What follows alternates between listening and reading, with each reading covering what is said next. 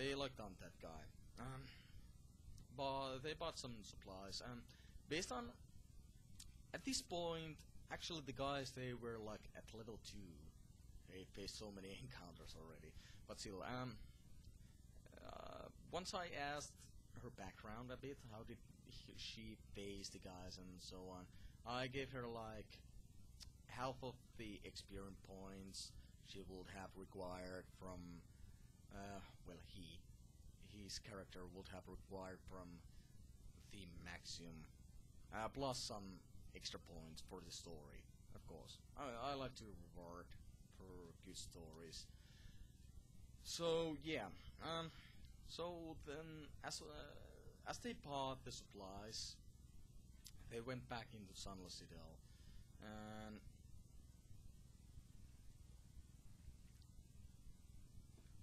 they went back into that room. They back into the place they originally met that Eric Timbers guy. They just let him out of the town. I really didn't want to, be responsible for one NPC, and didn't want to make it way too easy on him. But yeah. And by the way, when you like run a game, you really do want to read the whole adventure ahead, so you actually could comprehend what is going on, when and where. Well, I didn't do that. I was lazy. I didn't do that. But anyways, as they arrived back into that place, they proceeded onwards. They faced this one tree. I mean, this one big area. There were like goblins in there. They mobbed their faces on the floor, stuff like that. And then they arrived in this round room. There was like this tree. Actually, it wasn't tree. There were actually these vines coming from the roof originally. But how I described it, there was a tree in there. But there were no freaking tree in there. There were like no freaking tree in there. Well, what I told the guys was like, you could see a light from the top, and there was like this big giant tree in there in the middle. In the same room, there was this goblin queen, not queen, not really. She wasn't really queen. She was like their leader, and they attacked the group right away. And the group, of course, killed those guys. And after that, after they looted the whole place, they said like started to rest in that place. And how made the thing was like that. Once they were sleeping, it was like one guy on the left.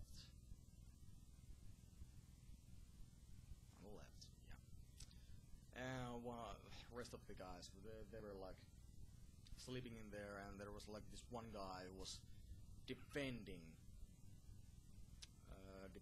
the entrance on that side. Yeah, that side. Completely fair. Right, actually, on the right. Anyways, he was like defending the entrance, but what the guys didn't really expect was that once I rolled an encounter, there were like these three white lights that attacked at them, and I kind of laughed at it myself. But how it happened was like one of the white lights.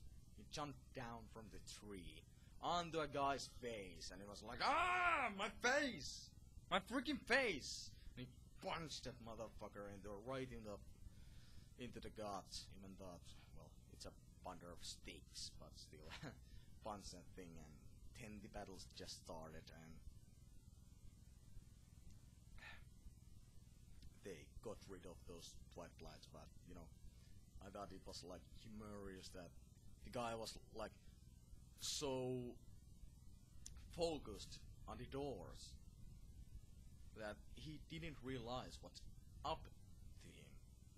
So one of the white lights were like, I'm gonna now your face. So yeah, that was kind of funny. After that, they kind of started to backtrack the rooms that they were missing. At that point, I threw them a map. Threw them a map of the places they've actually been in. And okay, they went backwards, and then they checked out one room that actually had that dragon in there. And you know, at this point, I started to realize how ridiculously easy things actually were for the guys.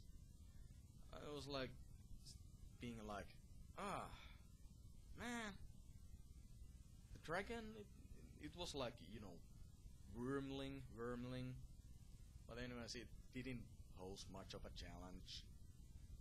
And anything I threw at them, they just smashed through and pretty much laughed at me.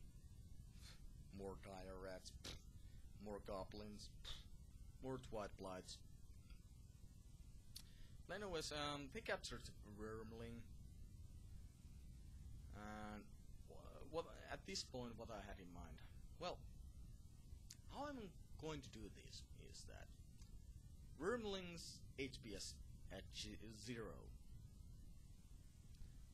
and each room you go through, there were like, let's see, 7, 8, 9, 10, 11. There were like 11 rooms. I have this map right in front of me. Have to check it out once in a while. Anyways, each room they backtrack. If they get encounter, they will have to make sure that the Wormling won't get damaged, because it was like on 0. It was knocked out. If it would get damaged, it would get like minus HP, and they had to take that Wormling back to their queen.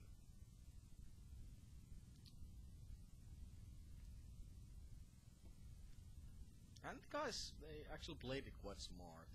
They just left the two guys, they just left to protect the Wormling, and the rest of the guys, they were like attacking at the enemies. The rest of the guys, the stronger guys, they were attacking at the enemies. So yeah, Wormling, it was okay. They could bring it back to the queen. And at this point, our cleric, once again, was like, you know what? You fucking killed these mofos. I was like, balls. What do I do? And they got their reward and stuff like that, more experience and stuff like that, and I was like, you possibly don't want to do that. I mean, you've got a monk in your group, a good monk in your group. The monk, she was like, I think she was like chaotic good. Yeah. Well, if you do that, the monk won't possibly like it, and she will be on the coupled side, on the side of couples. And I was like, fuck, can't do anything fun. So yeah, I pretty much dodged a bullet in there. Possibly I shouldn't have done that, but you know, I was like, can't let you guys kill these guys. I just talked my way out out of it. So, because of course, because I didn't, stupid as I was, I didn't read the completely read the module, the adventure itself beforehand. So I wasn't quite sure if they were more important in this story anymore. But what the guys did, they asked the queen that if they could have Meepo with them. Even though to Meepo he was like weak as crap. He was like weak as crap. He was pretty good at with slingshot. He had this slingshot with him. Originally, actually, this one thing I forgot to mention.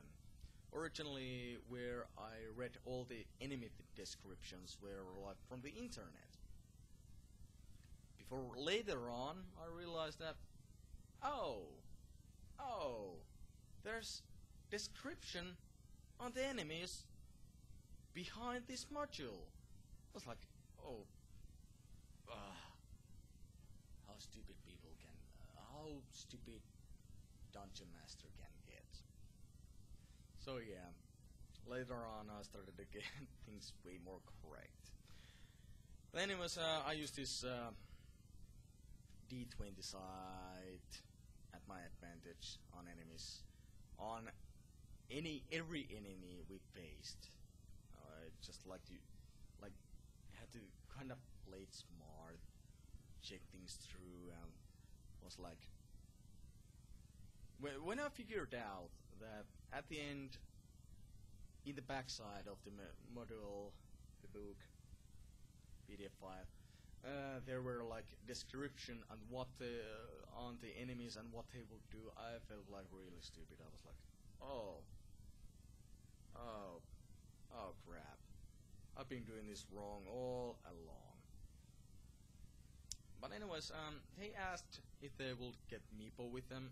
Meepo, according to that D20 side, DnD side, where I read here a couple's description, Meepo had a slingshot. So yeah, he had a slingshot with him. So they went back into that room with a so-called tree. Of course, there weren't any trees in there. There were vines going down. There were like a hole in there, and there were vines going down. That was the second time when I felt like really, really stupid. I read it all wrong. But you know that's what you get once in a while when you translate. English into Finnish or into any other language, you can get things wrong, really wrong.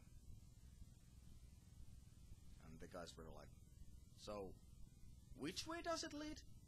Up or down? I was like, I'm sorry guys, I messed up. It leads down. You see purple glow come from the from downside, from the hole, and there are vines leading down there. I'm sorry guys, I messed this up. But anyways, they forgave me.